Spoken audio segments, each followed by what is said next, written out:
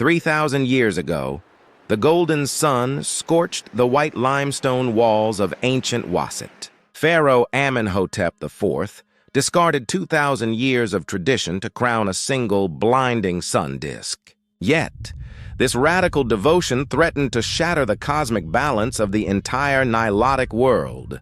The high priests of Amun watched in fury as their ancestral temples were shuttered and their divine influence was stripped overnight. This is the saga of Akhenaten, the heretic king whose very name was systematically erased from the records of Egyptian history. Imagine a kingdom where your image is carved into the very bones of the earth, only to be scraped away until nothing remains but a jagged, anonymous shadow. This was the calculated fate of the man born as Amenhotep IV, a Neshaubit who once held the destinies of millions in his palm. He inherited the wealthiest empire the world had ever known, a golden age where the power of the Pharaoh was undisputed from the mountains of Nubia to the shores of the Euphrates. Yet, in the official king lists that chronicle the divine lineage of Egypt, his name is a hollow silence, skipped over as if 17 years of history had sent to his successors. He was the fallen one, the enemy who had betrayed the ancient Netjeru. They believed that by chiseling his name from every pylon and smashing every statue of his likeness, they could restore Maat, the holy balance of truth and order that he had supposedly set aflame. They sought to starve his spirit in the afterlife, ensuring he would never find rest, all because he dared to challenge a priesthood that had become as wealthy as the gods themselves. This is the chronicle of the forbidden Pharaoh, the man they tried to erase from the memory of mankind, only for the desert to betray. The world into which young Amenhotep IV was born was a garden of gold and granite, a kingdom at the very zenith of its temporal power. His father, the legendary Sun King Amenhotep III, had ruled a Kemet that stretched its imperial arms from the fragrant cedar forests of the Levant to the dark, roaring cataracts of the south. At his side stood the formidable Queen Tiye, a woman of common birth but uncommon intellect, whose political wisdom was whispered. This was the golden inheritance of the boy who would become the heretic, a throne that sat atop the world's wealth. Yet, as the young Nesubit ascended the dais in the year 1353 BCE, a different fire began to smolder within the shadows of the great house. In the city of Waset, the air was perpetually thick with the heavy, sweet incense of Amun-Ra, the Hidden One. Thousands of shorn-headed priests moved like silent shadows through the titanic pillared halls of Karnak, their influence and gold rivaling the crown itself. They taught the young pharaoh that Maat, the eternal balance of the universe, was a thing fixed in ancient stone, preserved through the rigid rituals of 1,000 gods. But the young king looked past the shadowed sanctuaries and he looked up, past the drifting smoke of burnt offerings, to the blinding physical reality of the sun's disk, the Aten. To him, the Aten was not merely another face of the divine, it was the sole, singular source of the spark of life. He saw the sun's rays not as light, but as long,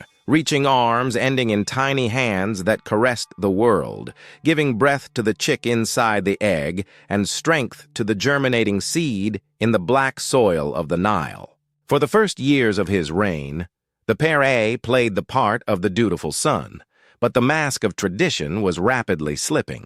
He began to commission the building of the Gempatan at Karnak, a temple that defied the darkened norms of the past by being open to the sky, inviting the raw power of the sun to bathe its altars. The high priests watched in hushed, trembling horror. He was no longer depicted as the distant, muscular, and youthful ideal of a god-king. Instead, he appeared with elongated features, a swelling belly, and a fluid, almost alien grace. He was reaching for a truth that lay beyond the physical expectations of mortal men. By the 5th regnal year, the tension reached its breaking point. In a move that sent shockwaves from the delta to the borders of Kush, the pharaoh stood before his stunned court and "No longer shall I be called Amenhotep, For Amun is satisfied no more, he proclaimed. His voice, from this day forth I am Akhenaten, the one who is effective for the light. With a single decree, he severed the silver cord that had bound the throne to the old priesthood for centuries. He turned his back on the golden palaces of Waset and led his followers into the barren, sun-drenched silence of the desert, vowing to build a capital where thus was the seed of the Pharaoh turned his back on the golden heights of Waset, leaving the colossal shadows of the old gods to wither in the dust of history.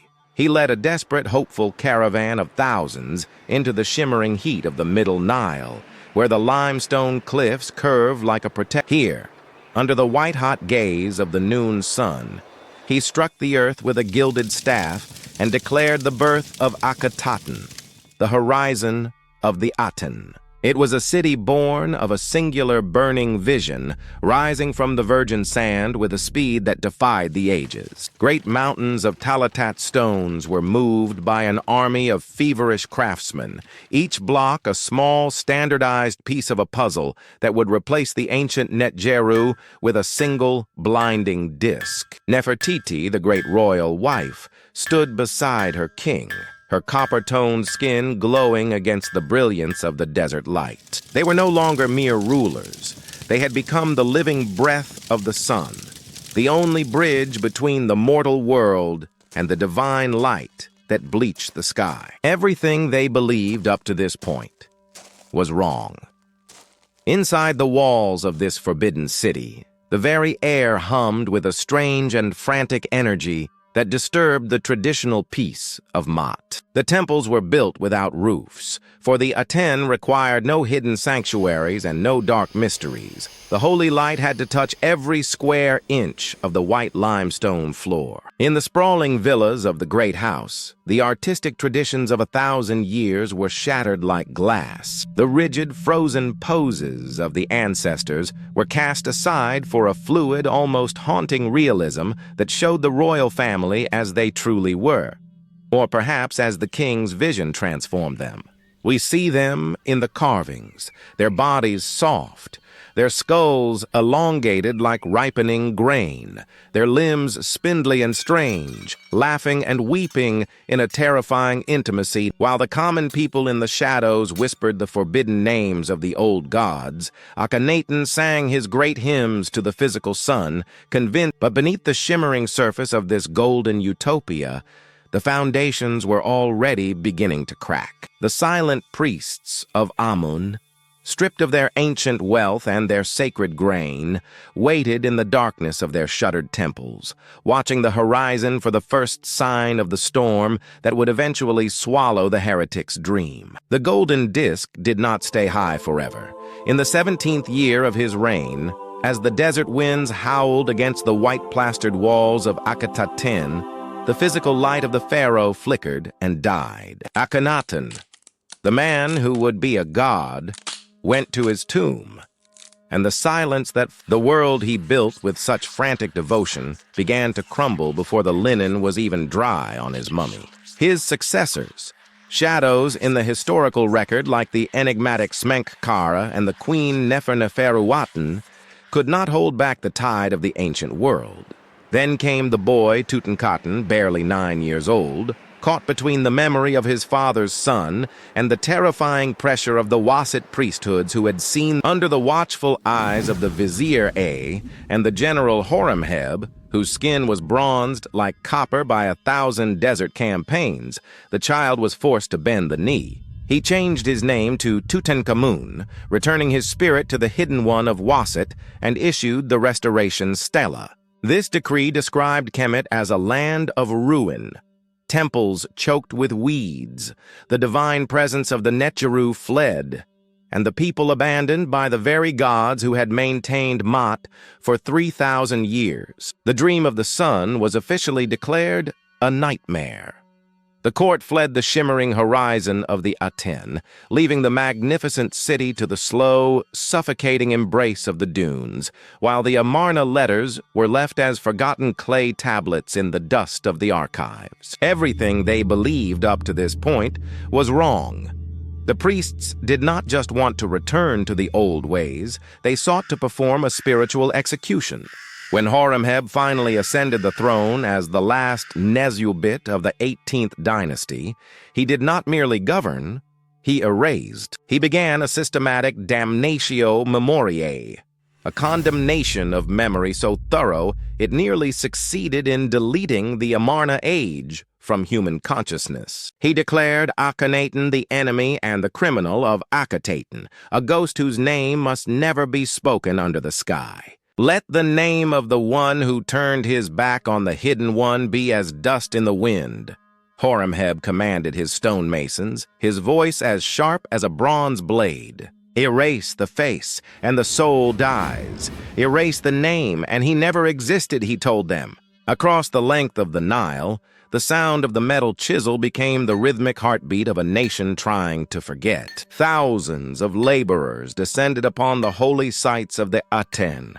They didn't just tear down walls, they systematically dismantled the Talatat, the 40,000 small sandstone blocks that were the bones of Akhenaten's dream. These stones, still vibrant with carvings of the royal family basking in the solar rays, were shoved into the hollow cores of new temple pylons at Karnak, used as common rubble to... The names of the heretic kings were struck from the official king lists, skipped over in the historical records of the Abydos temple as if the sun had simply vanished for 20 years. It was a war against time itself, a desperate attempt to ensure that the light of the heretic would never again touch the eyes of man. The dust of Kemet is deep, and for 3,000 years, the great green and the scorching sands held the Horemheb and the Nesubit, who followed him, believed they had achieved by dismantling the shimmering temples of the sun and using over 40,000 Talatat stones as mere rubble to fill the bellies of their own massive pylons. They thought they had sealed the heretic in a windowless tomb of oblivion. In the sovereign king lists of Abydos, the name of Akhenaten was a void. A shadow skipped over as if the sun had simply failed to rise for 17 years. To the later scribes of the New Kingdom, he was never mentioned by name, referred to only as PHW, the enemy, a ghost who had dared to tilt the sacred scales of Mot until the world nearly slid into the hungry abyss of chaos. They buried his vision, Akhenaten, under the shifting dunes, leaving the horizon of the Aten to be reclaimed by the scorpions and the wind. But the desert is a jealous guardian of truth, not a grave. In the 19th century of our own era, the silence was finally broken by the rhythmic travelers and scholars, including the brilliant Jean-François Champollion and the tireless Flinders Petrie, began to brush away the veil of sand at Tel El Amarna. They found the fragments of a dream that refused to stay cold in the earth. They unearthed the Amarna letters, those 382 clay whispers that spoke of a crumbling empire and desperate diplomacy. And they found the boundary stele where a Peraz, most miraculous of all, were the Talatat themselves. Because they had been hidden away as rubble inside the walls of later monuments, the vibrant colors and radical fluid carvings of the Amarna style were preserved with staggering clarity, shielded from the very sun Akhenaten had worshipped so fervently. We look upon his face today, elongated, strange, and hauntingly human, and we realize that no decree, no chisel, and no conspiracy of silence can truly Akhenaten sought to capture the infinite light of the physical disk, the Aten, and in doing so, he reminded us that the human spirit is inherently restless, always seeking a light beyond the traditions of the ancestors. The lesson carved into the dust of Kemet is one that echoes through every hall of power. A ruler may tear down monuments and strike names from the record. The truth is like the sun returning at dawn. It may be obscured by the long night of history, but its rising is inevitable. The forbidden Pharaoh remains a testament to the fact that even when we are deleted from the books of men, our stories are written in the eternal light of the stars. The ancient stories still speak to us. Subscribe to hear tell us in the comments.